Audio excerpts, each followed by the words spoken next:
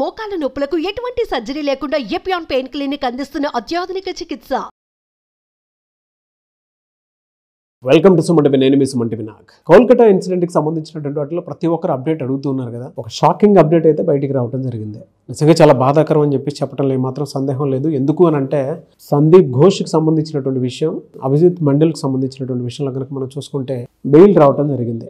అయితే దీనికి సంబంధించినటువంటి పూర్తి డీటెయిల్స్ ఏంటి అనేది రెగ్యులర్గా మమ్మల్ని ఫాలో అయ్యేటువంటి వాళ్ళు, అంటే నన్ను రవీంద్రనాథ్ గారిని ఫాలో అయ్యేటువంటి వాళ్ళు ఎవరైతే ఉంటారో ఈ వీడియో మొత్తం పూర్తిగా చూడండి. Coming to subject. Hello sir. Hi అండి నాగరాజ్ గారు.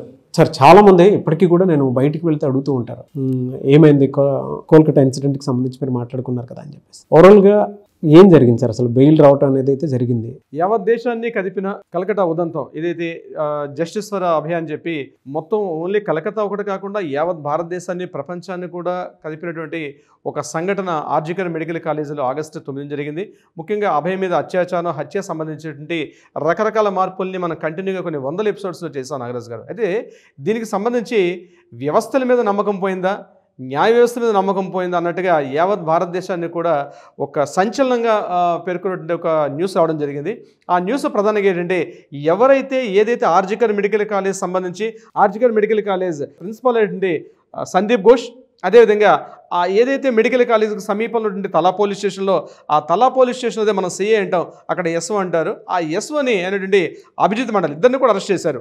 అంటే ఒక ఆయన కంప్లీట్గా సాక్ష్యాలను తారుమారు చేశారు. సందీప్ ఘోష్ తన మెడికల్ కాలేజీలో 3వ ఫ్లోర్లో జరిగినటువంటి ఏదైతే సంఘటన జరిగిందో, ఏదైతే అత్యాచారం జరిగిందో ఆ కేసుకు సంబంధించి పూర్తిగా సాక్ష్యాధారాలను తారుమారు చేయడంలో కీలక పాత్ర పోషించారు అన్నటువంటి విషయంలో సందీప్ ఘోష్ గారిని అరెస్ట్ చేశారు. అంటే సందీప్ ఘోష్ మీద 2 కేసులు నమోదైనాయి. ఒకటి ఆర్థిక అవకతవకలు పాల్పడ్డారు, కాలేజీలో వచ్చినటువంటి అనేక ఫండ్స్ని ఆయన మిస్లీడ్ చేశారు, డైవర్ట్ చేశారని చెప్పి ఎన్ఫోర్స్మెంట్ డైరెక్టరేట్ ఒక కేసు పెట్టారు, అదేవిధంగా సిబిఐలు కూడా కేసు పెట్టారు.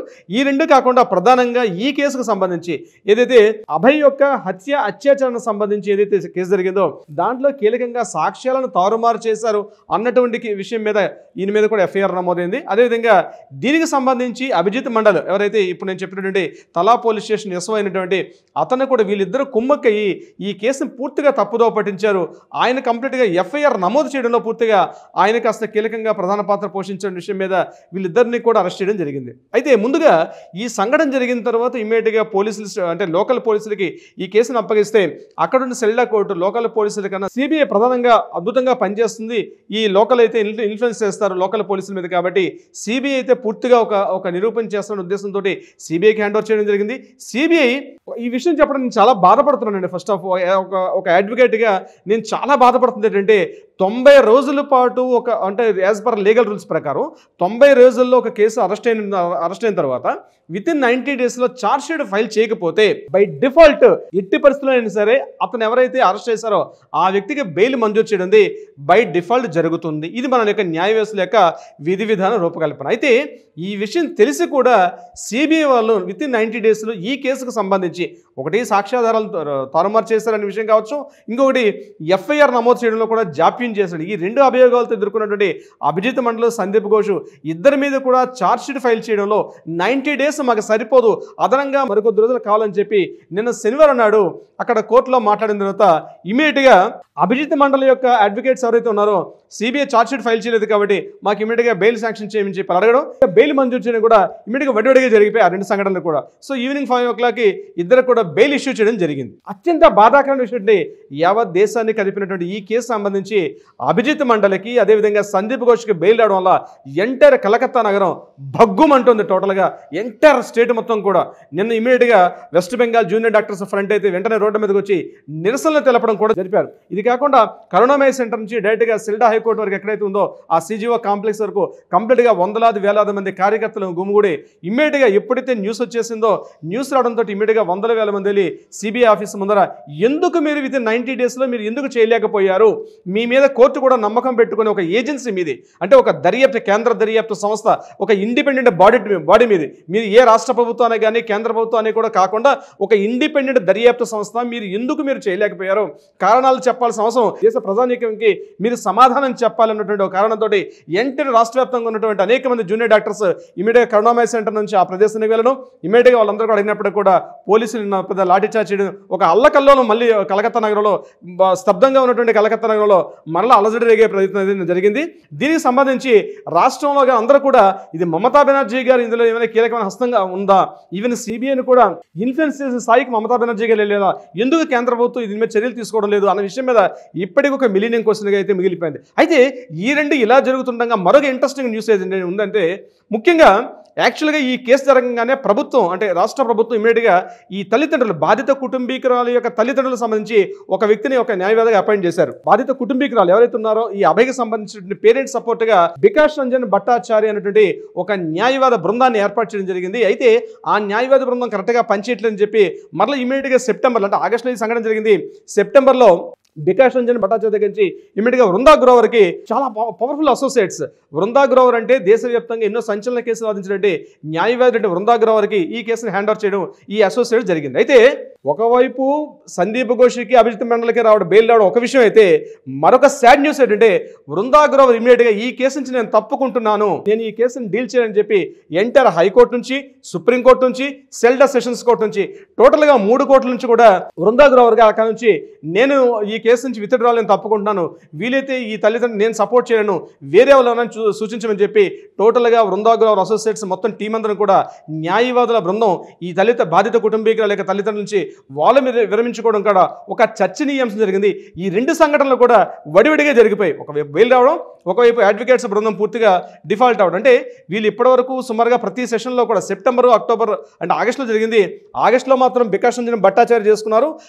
సెప్టెంబర్, అక్టోబర్, నవంబర్, డిసెంబర్, ఈ డిసెంబర్ 10 వరకు నిన్నటి వరకు కూడా కంప్లీట్గా వీళ్ళే న్యాయవాదిని ఈ వృందా గ్రోవర్ చూస్తారు. నిన్న ఆవిడ కూడా సడన్గా సడన్గా రిజైన్ చేసేసింది, బాధిత కుటుంబీకులు మేము న్యాయం చేయాలని చెప్పి ఆవిడగా పత్రికా ప్రకటన కూడా రిలీజ్ చేయడం జరిగింది. సో ఏమైనప్పుడు కూడా ఈ కేసుకు సంబంధించి అసలు వ్యవస్థల మీద నమ్మకం పోయిందా, అసలు ఏజెన్సీలు ఏం చేస్తున్నాయి, కోర్టులు, ఎందుకంటే కోర్టుకు ఒక స్టాండర్డ్ ఫార్మాట్స్ ఉంటాయి, ఆ ఫార్మాట్స్ ప్రకారం కోర్టులు పనిచేస్తాయి. అంటే తన ముందుకు ఏదైతే కేసులు వస్తాయో లీగల్ రూల్స్ ప్రకారం, చట్టాల ప్రకారం, న్యాయాల ప్రకారం ఏదైతే ఉంటాయో ఆ యాక్ట్స్ని, అమెండ్మెంట్స్ని అక్కడ పర్మిట్ చేస్తూ వాళ్ళకి బెయిల్స్ ఇవ్వడం ఉన్నది కోర్టు యొక్క విధి విధానం. కానీ ఏజెన్సీ సంస్థ ఏదైతే ఉందో వితిన్ 90 డేస్లో ఎందుకు సిబిఐ పూర్తిగా ఛార్జ్ షీట్ చేయలేకపోయింది? ఒకవేళ ఛార్జ్ షీట్ ఫైల్ చేయలేనప్పుడు సప్లిమెంటరీ ఒక ఛార్జ్ షీట్ అన్నా ఫైల్ చేయాల్సి వస్తుంది. మాకు ఇమీడియట్గా ఒక 1 వీక్ కావాలని, 10 డేస్ కావాలన్నప్పుడు కూడా ఇమీడియట్గా హోల్డ్ చేసే అవకాశం ఉంటుంది. ఈవెన్ అది సప్లిమెంటరీ ఛార్జ్ షీట్ కూడా ఫైల్ చేయకుండా, ఏమీ చేయకుండా కంప్లీట్గా సిబిఐ మేము ఈ కేసు మాకు ఇంకా టైం కావాలి, మేము ఇమీడియట్గా చేయలేకపోతామని చెప్పి సిబిఐ చెప్పడం అనేది అత్యంత శోచనీయం, అత్యంత జుగుప్సాకరం,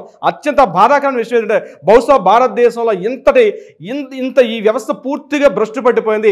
ఎంటర్ ద టోటల్ మొత్తం వ్యవస్థ అంతా కూడా భ్రష్టు పట్టిపోయింది. ఒక కేసు మీద కళ్ళ ముందు జరిగిన కేసు, సాక్ష్యాధారాలు కనిపిస్తున్నాయి, అన్ని విషయాలు జరుపుతున్నాయి, కానీ 90 రోజుల పాటు సిబిఐ విచారణ చేసి కూడా సిబిఐ ఇంకా మాకు దర్యాప్తు సంస్థ మాకు ఇంకా టైం కావాలి. ఒకవైపు తెలుసు దర్యాప్తు బృందానికి సహకరించట్లేదు సందీప్ ఘోష్ అని చెప్పి, అయితే సందీప్ ఘోష్ మీద తెలుస్తోంది సాక్ష్యాధారాలను రూపమాపు చేశాడు. ఎందుకంటే సంఘటన 9 జరిగింది, 10వ తారీఖు అంటే ఇమీడియట్గా అక్కడ ఉండే సాక్ష్యాధారాలను కూడా పూర్తిగా రూపమాపే పనులు చేశాడు సందీప్ ఘోష్. ఆ విషయం యావత్ దేశం కూడా చూశారు. దానికి సంబంధించిన సాక్ష్యాధారాలు కూడా మీడియా వర్గాలు కూడా బయట పెట్టడం జరిగింది.